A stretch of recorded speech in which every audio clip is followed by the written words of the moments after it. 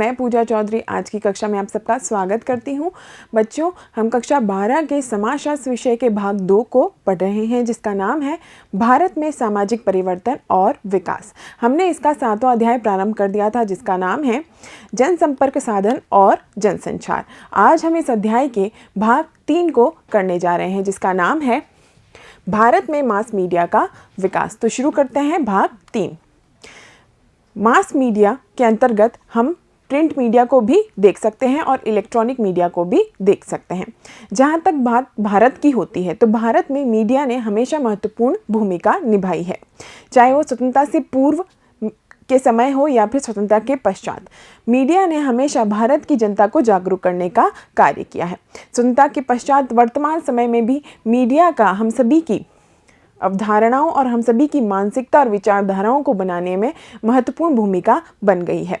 बात करते हैं प्रिंट मीडिया की और इसमें किस प्रकार से वैश्वीकरण के बाद में क्या क्या परिवर्तन आए हैं और इलेक्ट्रॉनिक मीडिया के माध्यम से भी भारत में क्या क्या परिवर्तन आए हैं। तो शुरू करते हैं प्रिंट मीडिया से। प्रिंट मीडिया का अर्थ क्या होता है? तो किसी भी सूचना या संदेश को एक स्थान से दूसरे स्थान पर लिखित माध्यम में पहुंचाना ही प्रिंट मीडिया का उदाहरण है, जिसमें हम पत्र पत्रिकाओं की और समाचार पत्रों की बात उदाहरण के रूप में कर सकते हैं। तो इस प्रकार से किसी सूचना या संदेश को एक स्थान से दूसरे स्थान पर लिखित माध्यम में पहुंचाना प्रिंट मीडिया कहलाता है। और इसमें भी हम समाचार पत्रों का और पत्रिकाओं की बात कर सकते हैं। इनके द्वारा जनसंपर्क करना प्रिंट मीडिया का उदाहरण है।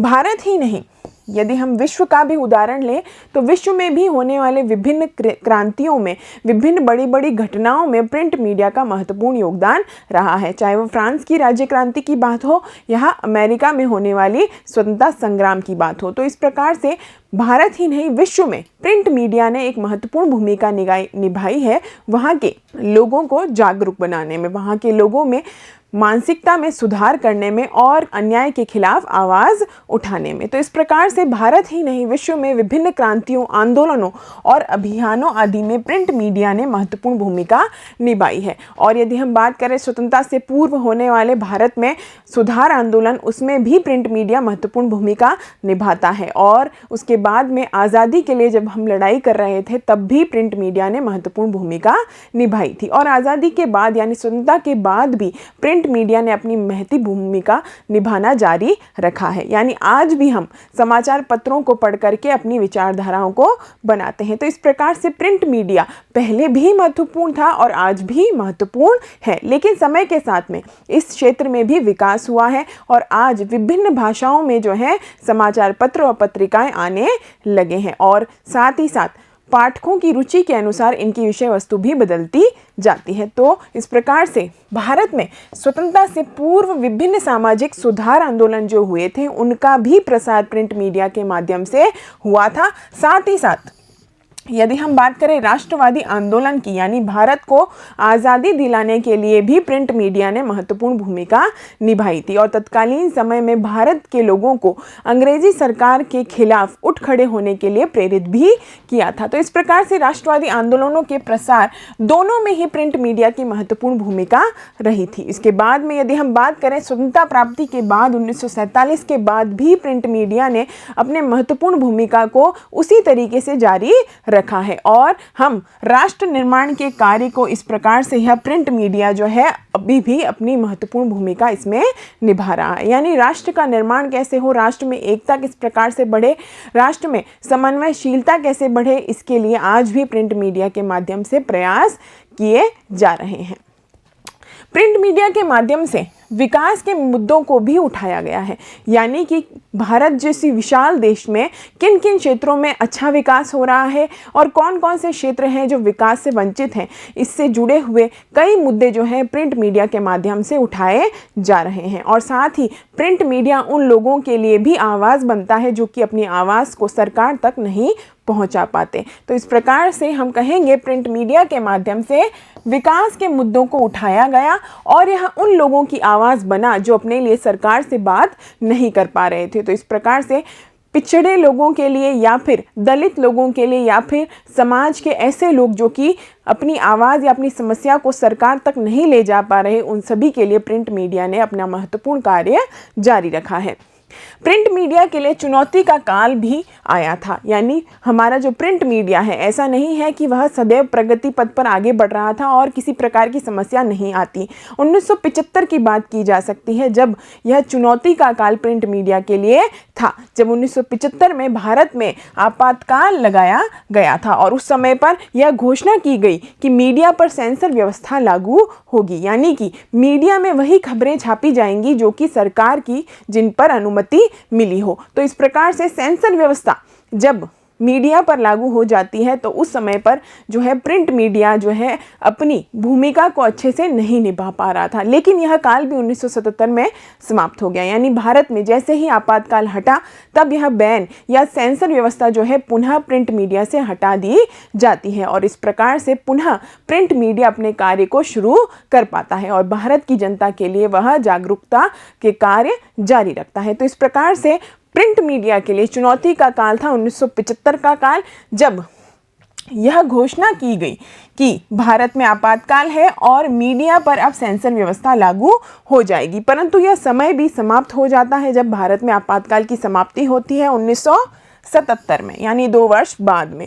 और 1977 में आपातकाल जब हट जाता है तब लोकतंत्र की पुनः स्थापना होती है, लोकतंत्र की पुनः बहाली होती है और तब जो है यह सेंसर व्यवस्था जो है वापस ले ली जाती है और प्रिंट मीडिया जो है वापस पूरी स्वतंत्रता के साथ में समाज में और राष्ट्र में ऐसी खबरें छापता है जो कि विकास के लिए ज़रूरी है या भारत के नागरिकों को जानना उनके बारे में ज़रूरी है। तो इस प्रकार से पुनः 1977 में मीडिया जो है अपने कार्यों को करना प्रारंभ कर देता है।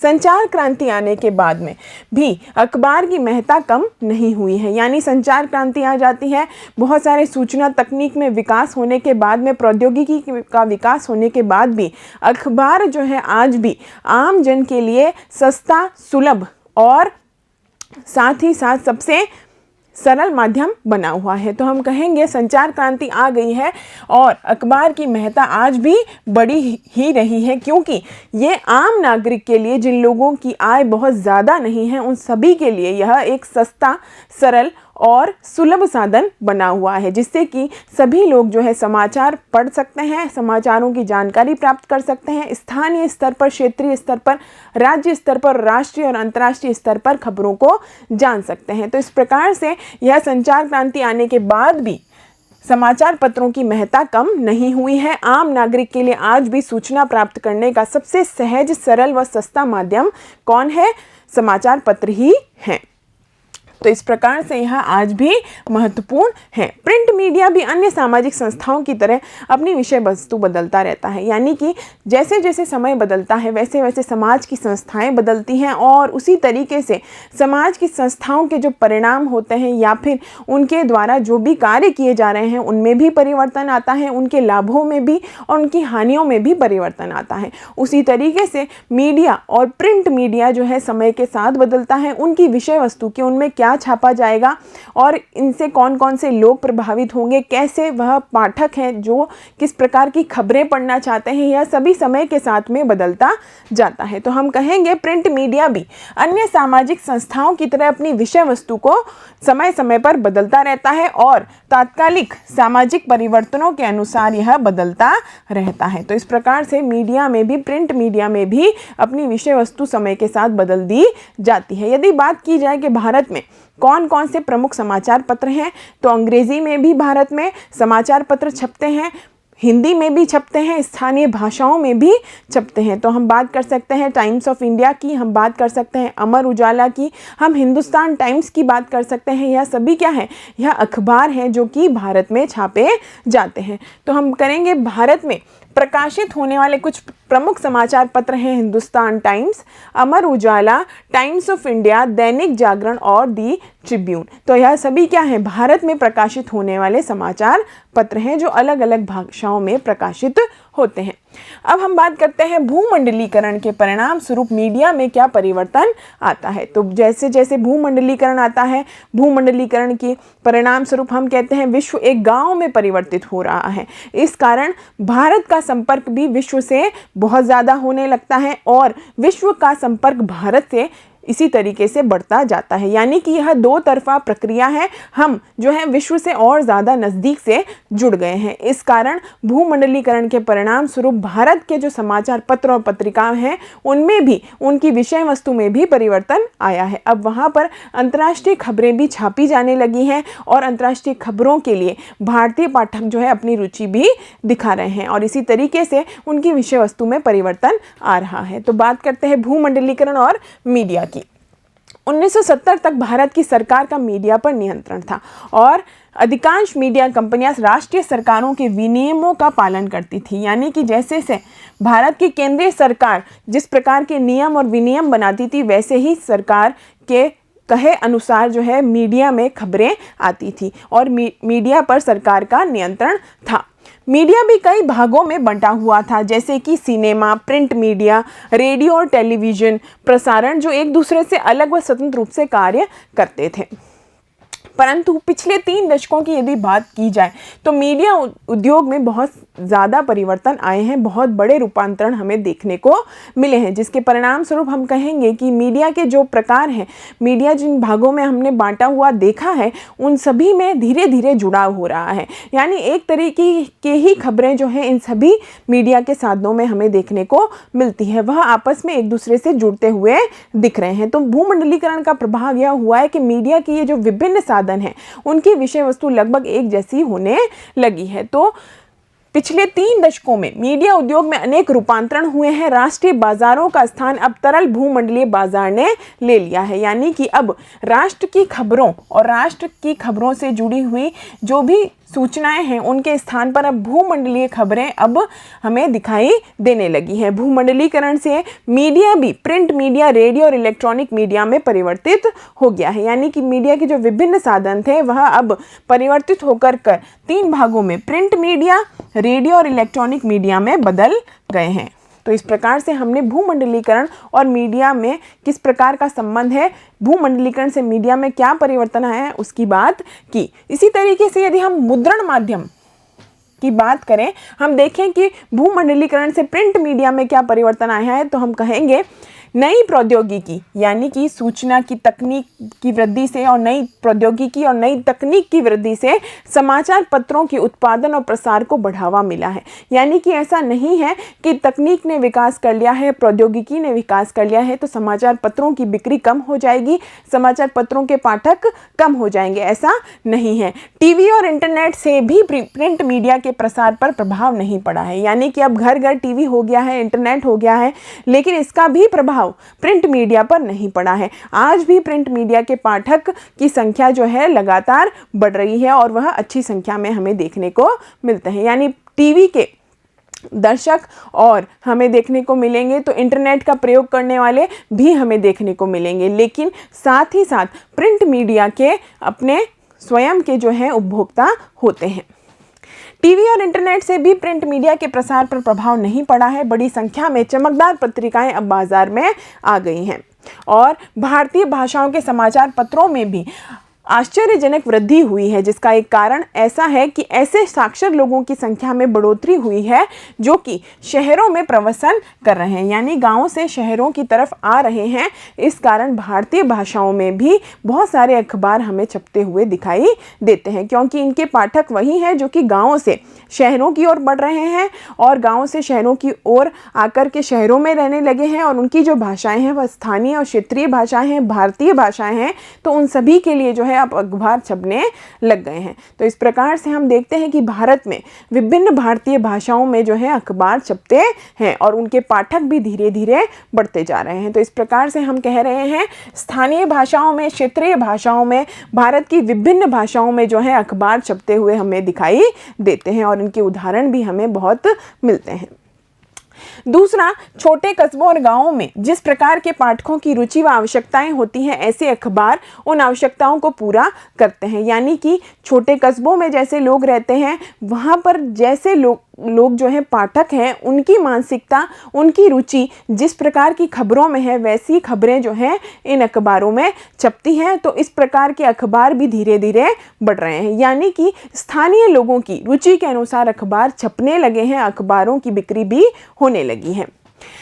समाचार पत्रों के बढ़ने का एक कारण यह भी है कि वे उपभोक्ता अनुसार लेखन करने लगे हैं, यानी कि समाचार पत्र भी इस प्रकार की अनुसंधान करते हैं, इस प्रकार से अपने पाठकों से संपर्क करते हैं कि उन्हें पता चले कि पाठकों की रुचि किन चीज़ों में अधिक है, किन समाचारों में अधिक है। और समय समय पर ऐसे अनुसंधान करने के बाद में जिस प्रकार के परिणाम उन्हें प्राप्त होते हैं कि पाठक किन सूचनाओं में, किन जानकारियों में, किन समाचारों में रुचि रखते हैं, उसके अनुसार ही यह समाचार पत्र जो है छापे जाते हैं, उसके अनुसार ही समाचार पत्र जो है अपनी विषय वस्तु बदलते जाते हैं। तो इस प्रकार से समाचार पत्र जो बढ़ रहे हैं उसका एक कारण यह भी है कि वे उपभोक्ता के अनुसार यानी पाठकों के अनुसार जो है लेखन करने लगे हैं, यानी खबरों को छापने लगे हैं। और इसके लिए वे उपभोक्ताओं या पाठकों से जो है संपर्क भी करते हैं, उनसे मिलने जाते हैं, उनसे बात करते हैं, उनकी जिस प्रकार की रुचि है उसको जानने की कोशिश करते हैं। पाठकों से घर घर जाकर सर्वेक्षण किया जाता है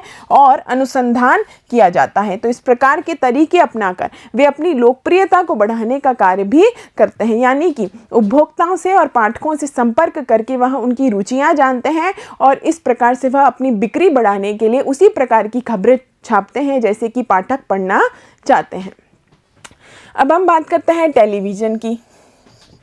टेलीविज़न भी जनसंचार का एक प्रमुख साधन है और भारत के प्रत्येक घर में हमें यह देखने को मिलता है और इस प्रकार से यह हम सभी की मानसिकता में परिवर्तन भी ला रहा है और हम सभी के लिए यह मनोरंजन का भी एक बहुत बड़ा साधन है। तो इस प्रकार से 1991 में यदि हम बात करें तो भारत में केवल एक ही राज्य नियंत्रित टीवी चैनल था और वह था दूरदर्शन। तो इस प्रकार से 1991 में तो एक ही था, लेकिन जब हम 1998 की बात करते हैं तो 1998 तक बढ़कर लगभग यह 70 चैनल हो गए थे। तो इस प्रकार से हम देख रहे हैं 1991 से 98 में ही बहुत बड़ा परिवर्तन होते हुए दिख रहा है, यानी कि सूचना क्रांति की बात यदि हम कहें तो यह उदाहरण उसी के बारे में है। 1980 के दशक में एक और जहां दूरदर्शन तेजी से विस्तृत हो रहा था, वहीं केबल टेलीविज़न उद्योग भी भारत के बड़े बड़े शहरों में तेजी से पनपता जा रहा था, यानी कि केबल के माध्यम से भी टेलीविज़न उद्योग भारत में बढ़ रहा था। वीसीआर भी भारतीय दर्शकों के लिए मनोरंजन के विभिन्न विकल्प प्रस्तुत कर रहा था। तो हम कहेंगे वीसीआर, केबल उद्योग, यह सभी क्या है, यह सभी टेलीविज़न को जो है भारत में बढ़ा रहे थे। भारत में अंतर्राष्ट्रीय टेलीविज़न कंपनियों की भी धीरे धीरे बाढ़ आ गई और उसमें हम उदाहरण के रूप में सोनी की बात कर सकते हैं, एमटीवी की बात कर सकते हैं और स्टार टीवी की बात भी कर सकते हैं। तो यह सभी क्या है, अंतर्राष्ट्रीय टेलीविज़न कंपनियां हैं जो कि भारत में आकर के कार्य करने लगी और इनके माध्यम से भारत के लोगों को मनोरंजन प्राप्त हुआ। तो इनकी भी धीरे धीरे बढ़ोतरी होने लगी। इन सभी विदेशी कंपनियों ने भारतीयों के लिए भारतीयों की पसंद के परंपरागत तरीके के कार्यक्रम बनाए, यानी कि इन्होंने भी अनुसंधान किया, सर्वेक्षण किया और भारतीय दर्शकों की मानसिकता को जानने की कोशिश की कि उन्हें किस प्रकार के कार्यक्रम टेलीविज़न में देखने पसंद होंगे और उसी के अनुसार उन्होंने परंपरागत तरीके के कार्यक्रम बनाए। अब अधिकांश विदेशी नेटवर्क या तो हिंदी कार्यक्रमों का एक हिस्सा बन गए हैं या उन्होंने एक नया हिंदी चैनल ही शुरू कर दिया है, जैसे कि हम स्टार टीवी की बात कर सकते हैं जिसमें कि हम स्टार प्लस देखते हैं। तो इस प्रकार से स्टार प्लस पर भी ऐसे परंपरागत कार्यक्रम दिखाए जाते हैं जिसमें कि भारतीय दर्शक जो है देख करके मनोरंजन प्राप्त कर सके। तो यह किसका नतीजा है, यह भूमंडलीकरण का नतीजा है कि भारतीय दर्शक जो हैं उनकी मानसिकता को विदेशी नेटवर्कों के द्वारा भी जाना जा रहा है और भारत में आकर यह नेटवर्क जो है भारतीयों की रुचि के अनुसार कार्यक्रम बना रहे हैं और इसका प्रभाव हमें टेलीविज़न के माध्यम से देखने को मिलता है। अधिकांश चैनल अब हफ्ते में 7 दिन और दिन में भी 24 घंटे चलते हैं। रियलिटी शो इसमें दिखाए जाते हैं, वार्ता प्रदर्शन और हंसी मजाक के प्रदर्शन भी बड़ी संख्या में हो रहे हैं। कौन बनेगा करोड़पति इसी प्रकार का एक कार्यक्रम है। इंडियन आइडल और बिग बॉस जैसे वास्तविक प्रदर्शन प्रतिदिन लोकप्रिय होते जा रहे हैं।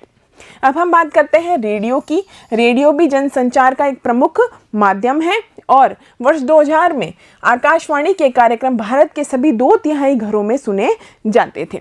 2002 में गैर सरकारी स्वामित्व वाले एफएम रेडियो स्टेशनों की स्थापना से रेडियो पर मनोरंजन के कार्यक्रमों में बढ़ोतरी हुई। ये श्रोताओं को आकर्षित कर उनका मनोरंजन करते थे, यानी कि 2002 में एफएम का प्रारंभ होता है उससे पहले जो है रेडियो, आकाशवाणी है कार्यक्रम जो है भारतीय घरों में सुने जाते थे, लेकिन एफएम के माध्यम से भारतीयों को मनोरंजन का नया तरीका मालूम चला, जिसमें कि वह मनोरंजन के विभिन्न कार्यक्रम सुन सकते थे। एफएम चैनलों को राजनीतिक समाचार बुलेटिन प्रसारित करने की अनुमति नहीं प्राप्त हुई थी। यहाँ पर केवल मनोरंजन के कार्यक्रम ही प्रस्तुत किए जा सकते थे। अपने श्रोताओं को लुभाने के लिए दिन भर यह हिट गानों को प्रसारित करते हैं, जैसे कि हम रेडियो मिर्ची की बात कर सकते हैं। तो यहाँ पर क्या है, यहाँ पर दिन भर हिट गानों को जो है प्रस्तुत किया जाता है, प्रसारित किया जाता है। भारत में ऐसी 2 फिल्में भी बनी हैं जिन्होंने रेडियो को जो है एक मनोरंजन के माध्यम में प्रतिस्थापित किया है और रेडियो की पुनः जो है वृद्धि होने लगी है, यानी रेडियो के प्रभाव को इन 2 फिल्मों के माध्यम से दिखाया गया है। और ऐसी कौन सी 2 फिल्में हैं, तो हम बात कर सकते हैं रंग दे बसंती की और लगे रहो मुन्ना भाई की। तो इन 2 फिल्मों के माध्यम से भी रेडियो को संचार का सक्रिय माध्यम के रूप में इस्तेमाल किया गया है, जिसमें पहली है रंग दे बसंती और दूसरी है लगे रहो मुन्ना भाई। तो इन दोनों फिल्मों के माध्यम से रेडियो को एक सशक्त माध्यम बताया गया है जो कि समाज में परिवर्तन ला सकता है। भारत में एफएम चैनलों को सुनने वाले घरों की संख्या ने स्थानीय रेडियो द्वारा नेटवर्कों का स्थान ले लेने की विश्वव्यापी प्रवृत्ति को भी बल दिया है। आज मास मीडिया जो है हमारे व्यक्तिगत और सामाजिक जीवन का अभिन्न अंग बन गया है, यानी कि व्यक्तिगत रूप से भी हम सभी जो है मास मीडिया के माध्यम से न केवल जानकारी प्राप्त करते हैं, सूचनाओं का आदान प्रदान करते हैं, बल्कि कई सारे पढ़ाई लिखाई के माध्यम के रूप में प्रयोग करते हैं। कई सारे लोग जो है इसे मनोरंजन का माध्यम भी मानते हैं और इसका प्रयोग भी मनोरंजन की तरीके से करते हैं। तो इस प्रकार से मीडिया के माध्यम से, मास मीडिया के माध्यम से व्यक्ति जो है व्यक्तिगत रूप से तो इनसे जुड़ा हुआ ही है, लेकिन साथ ही साथ सामाजिक रूप से भी यह जो है एक प्रमुख संचार के माध्यम है। समाज में प्रमुखता से इनका स्थान हमें देखने को मिलता है। तो मास मीडिया हमारे व्यक्तिगत और सामाजिक जीवन का अभिन्न अंग बन गया है। मास मीडिया समकालीन समाज का महत्वपूर्ण हिस्सा है, जिसके विभिन्न आयाम हैं, जैसे कि राज्य, बाजार, पाठक, श्रोता और दर्शकों से इनके संबंध। और मीडिया ने इस कारण हमारे जीवन के सभी पक्षों को प्रभावित किया है। तो इस प्रकार से हमने मास मीडिया की बात की। मीडिया जो है हमारे जीवन को पूरी तरीके से प्रभावित करता है और करता रहेगा। तो इस प्रकार से मास मीडिया के बारे में हमने इस अध्याय में जाना। मिलते हैं अगले भाग में। धन्यवाद।